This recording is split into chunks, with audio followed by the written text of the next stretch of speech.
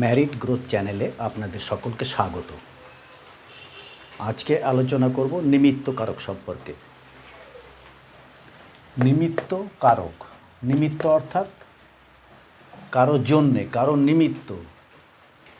পশু পাখিরা খাদ্যের সন্ধানে ঘুরে বেড়ায়। পশু পাখিরা কেন ঘুরে বেড়ায়?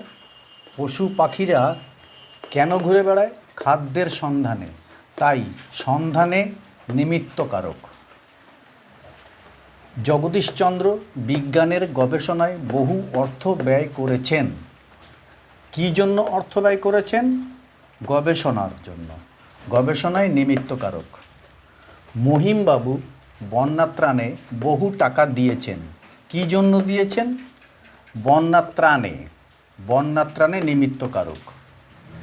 অতএব ক্রিয়া সম্পর্কে কাকে, কেন, কী জন্য বা কিসের নিমিত্ত প্রশ্ন করলে উত্তরে যা পাওয়া যায় তা নিমিত্ত কারক। আবার বলছি, ক্রিয়া সম্পর্কে কাকে, কেন, কী জন্য বা কিসের নিমিত্ত প্রশ্ন করলে উত্তরে যা পাওয়া যায় তা নিমিত্ত কারক। তাহলে নিমিত্ত কারক বোঝা গেল। এইখানে একটা সংজ্ঞা আছে। আগে বাংলা ব্যাকরণে সংস্কৃত ব্যাকরণের অনুকরণে, আগে কিন্তু আমাদের বাংলা ব্যাকরণ কিন্তু সংস্কৃত ব্যাকরণের অনুকরণে এসেছে এবং বাংলা ভাষাটাও সংস্কৃত থেকে অনেক শব্দই বা বাক্য অনুকরণ করা হয়েছে। তাই আগে বাংলা ব্যাকরণে সংস্কৃত ব্যাকরণের অনুকরণে সম্প্রদান কারক নামে একটি কারক ছিল। এই কারকে স্বেচ্ছায় সত্যত্যাগ, সত্যত্যাগ মানে নিজের অধিকারকে সমর্পণ করা। ওই কারকে স্বেচ্ছায় সত্য ত্যাগ করে কাউকে কিছু দিলে যাকে দেওয়া হতো তার সম্প্রদান কারক হতো। ভিখারিকে অন্ন দাও, এখানে ভিখারিকে সম্প্রদান কারক। কিন্তু ভিখারিকে আসলে হলো গৌণ কর্ম। এটা কর্মকারকের মধ্যে এখন গৌণ কর্মের অন্তর্ভুক্ত হয়েছে। এই জন্য এখন এই সম্প্রদান কারকটা আর আলাদাভাবে সম্প্রদান কারক হিসাবে পড়ানো হয় না। এরপরে আছে অপাদান কারক। অপাদান কারক সম্বন্ধে বলবো। 1 নম্বরে হিমালয় থেকে গঙ্গা উৎসারিত হয়েছে। কি থেকে উৎসারিত হয়েছে? হিমালয় থেকে। এখানে হিমালয় অপাদান কারক। তিল থেকে তেল হয়। কিসের থেকে তেল হয়? তিল থেকে। তিল অপাদান কারক। সংজ্ঞা অর্থাৎ কিনা অপাদান কারক কাকে বলা হয়, এই এক লাইনে তার উত্তর।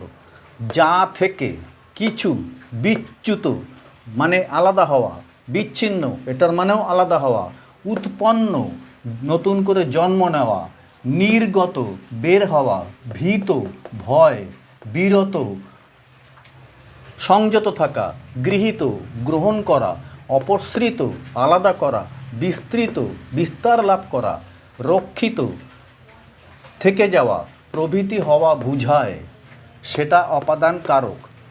কি? যা থেকে কিছু বিচ্যুত, বিচ্ছিন্ন, উৎপন্ন, নির্গত, ভীত, বিরত, গৃহীত, অপসৃত, বিস্তৃত, রক্ষিত প্রভৃতি হওয়া বুঝায়, সেটা অপাদান কারক। এখানে তার কয়েকটা উদাহরণ দিচ্ছি। যেমন বিচ্যুত অর্থে, বিচ্যুত যখন বুঝাবে তখন কি? গাছ থেকে ফল পড়ল, গাছ থেকে হচ্ছে এখানে অপাদান কারক। উৎপন্ন অর্থে তিল থেকে তেল হয়, তিল থেকে তেল উৎপন্ন হয়, এটা অপাদান কারক। নির্গত অর্থে হিমালয় থেকে গঙ্গা বেরিয়েছে, বের হয়েছে, নির্গত হয়েছে হিমালয় থেকে, এটা হচ্ছে অপাদান কারক। বিরত অর্থে পুলিশ দেখে তারা মারপিট থেকে বিরত হলো, মারপিট থেকে, অপাদান কারক। ভীত অর্থে ভূমিকম্পে সকলে ভীত হলো, ভূমিকম্পে অপাদানকারক। রক্ষিত অর্থে এ বিপদে তুমি আমাকে রক্ষা করো, এই বিপদ থেকে, বিপদে মানে বিপদ থেকে। গৃহীত অর্থে আমাদের থেকে ওরা অনেক টাকা নিয়েছে, গৃহীত অর্থে অর্থাৎ কিনা এটাও এক ধরনের আমাদের থেকে মানে আমাদের থেকে বিচ্যুত হয়ে, আমাদের থেকে আলাদা হয়ে। অপসৃত অর্থে বিমানটি দৃষ্টিপথ থেকে অপসৃত হলো, অর্থাৎ দৃষ্টিপথ থেকে এটাও অপাদানকারক।